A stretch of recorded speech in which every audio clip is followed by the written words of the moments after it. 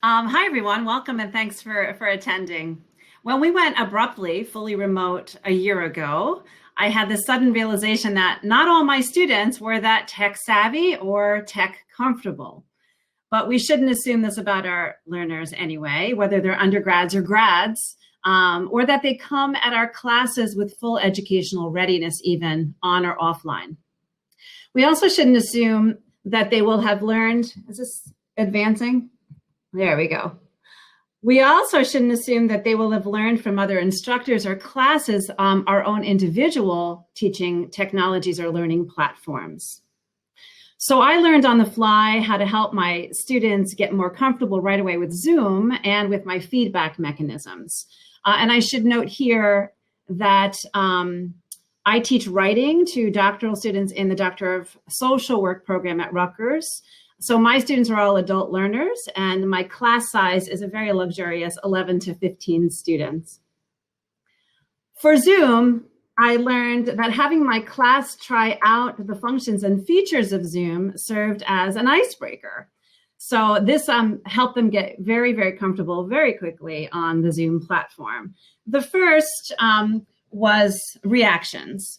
I had them hover around the screen to find the navigation bar and the menu items and the buttons and have them play with them. And so they were playing with reactions, and I asked them to post something in the chat function so they could see that. And I suggested sharing a link or a nickname or contact or social media. And then I also realized that the breakout rooms were a fun way as well to do an icebreaker and also get them used to a key Zoom function that I was going to be using in class. When we got to the breakout rooms, I did have to warn them, because it's kind of hilarious and awkward, that there is a waiting period for the breakout rooms to start popping them in and out. So I let them know that that was going to happen. It was going to feel funny, and it was laughable. And then I brought them back to the main room after a minute or two. Another thing I did with them was have them share screen right away. And I did this by asking them ahead of time to find some online content, a very low stakes, ungraded, minimal pressure assignment. And then when we met, I asked them to share screen and show what they found. Because screen share navigation is a bit more involved and less intuitive in Zoom than using reactions or having me pop them in and out of breakout rooms, I helped the first student navigate and quickly found that all students became engaged in helping each other. As with the reactions and chat and breakout room, this can be fun and funny, and it was. And it's also real learning. So that was a critical moment for my students. That was back in March, and then I did it again this fall. I did these techniques again this fall, and it worked really well. I also learned in the screen share option some important tips to let students know. Number one, that they ought to locate the window they're going to share before doing so. To navigate to it quickly, and to close other windows to also help in quick navigation, because it gets confusing when you have too many open. Also, to be careful not to share any windows that they don't want anyone to see. This can happen, and I don't want it to. And finally, if they find they've accidentally left the Zoom room, which happens, I advise them to make sure that they go back and locate the original Zoom link and then reconnect. I also realized that in a large class, unlike mine, you may not be able to have many learners share screen, but they could still navigate around the Zoom screen to locate and use the buttons like the reactions and chat. So as an icebreaker, those things will still work. Just as with online video learning apps, our students also may not know how to use our feedback mechanisms, but research shows that they want feedback. And of course, we know they need it.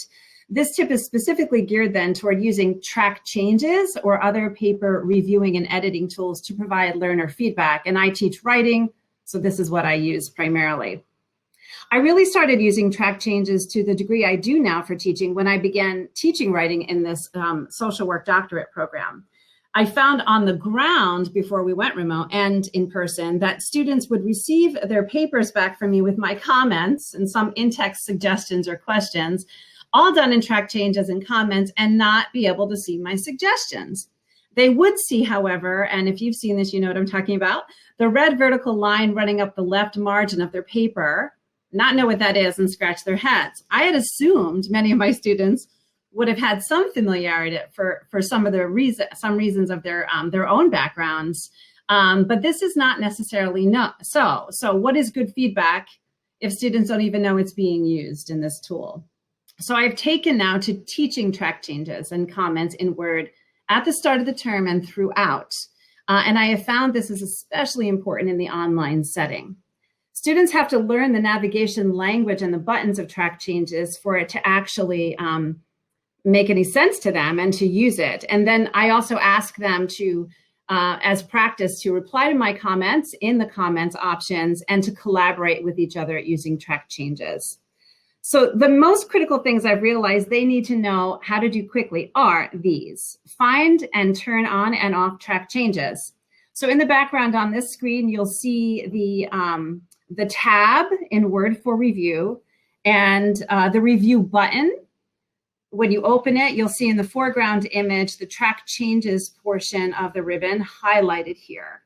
So at left is the track changes button. When it's grayed out in a gray highlight, it's on. When it's off, there is no highlight.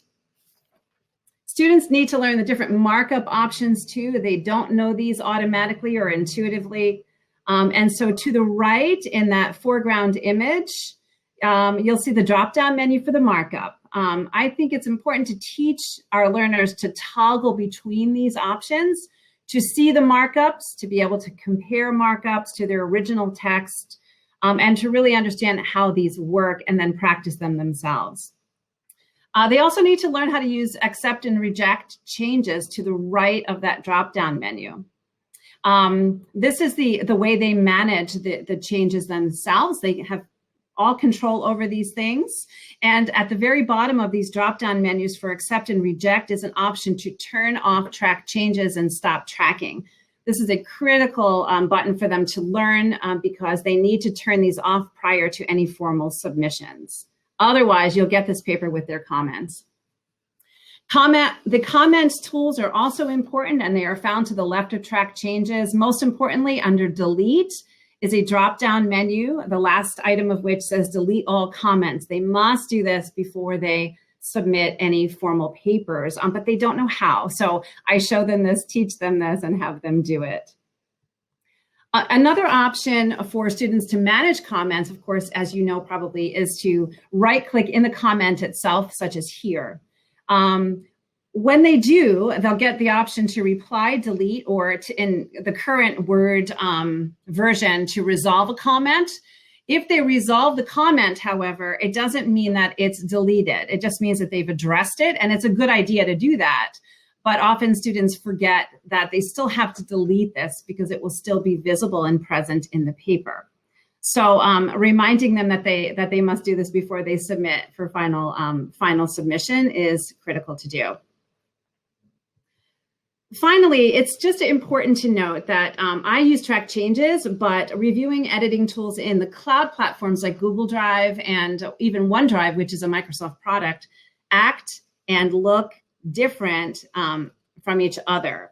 So I recommend teaching the one that you use. Remind students when a cloud-based platform is, remind students that when they're using these cloud-based platforms as well, to be methodical and organized about saving drafts. It gets very confusing, and they actually need to learn the skill of organizing and naming files well anyway, even at the doctoral level. So my final thoughts are try activities in Zoom as icebreakers, such as reactions and screen share. Teach students the reviewing and editing tools you learn early and often. Why? Because they won't all know how to use these platforms and feedback mechanisms, and getting them up and running quickly with these tools will really empower and facilitate their learning right away. Thanks, everybody. See you in the Meeting Hub.